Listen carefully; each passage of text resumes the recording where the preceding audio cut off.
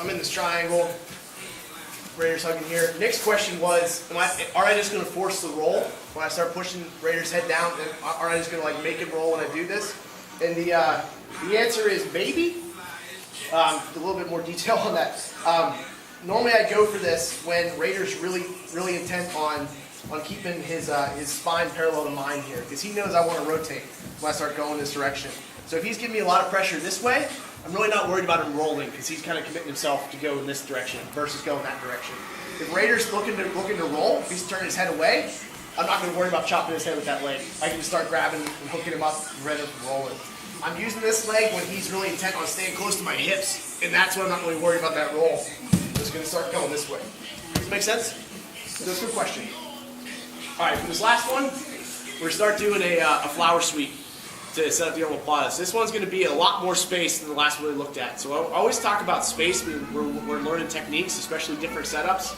So when we first learn a technique, it's nice to learn it in that middle ground where you have enough space to play with, but not so much space that you're kind of doing like a long distance attack. It's kind of just enough that it's really easy for you to get the idea of the basic omoplata, which is why we started here, looking at this and coming out here, looking at the omoplata here.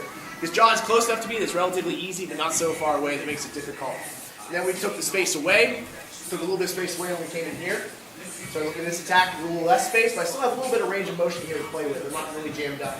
Then we went to very little space when I'm inside here on the triangle. He's hugging my leg up. So we took the space away and looked at some strategies for chopping that space out. Now we're going to stretch the space out here. So it's important that my hips do a lot of the work when I do this attack. So let's control his wrist. We get underneath his legs for like a classic flower sweep here. Now when I go to flower sweep, Raider's going to kind of push down on my hip a little bit and posture up. So instead of letting me go here, he's going to start coming high. Okay? So now whenever I do this, I'm still going for my flower sweep. So just a reminder when flower sweep, let me sweep you this one. I'm going to go here, boom. That's what I'm looking to do. Okay? Rotate this way a little bit. So when I do this flower sweep, one of the classic details here that a lot of people miss is they let this leg kind of go loose. And when Raider postures, my leg just kind of swings out. That's a little exaggerated, that's kind of what happens. So I'm here, I'll make sure I'm clamping his heel down. So that way if I go for this, Raider starts posturing up, I kind of follow him. So here, the Raider's starting to kind of posture up to defend this. So grab his wrist this way, and my heel is going to clamp down and climb up. Start attacking the omoplata. This will happen really quick, so it's important that you recognize the opportunity. If you're thinking that, oh, this won't work, I won't get this, I get this all the time. It's a relatively basic attack once you get used to getting your hips to climb and attack it. So I'm trying to get my hips popped all the way up into his shoulder.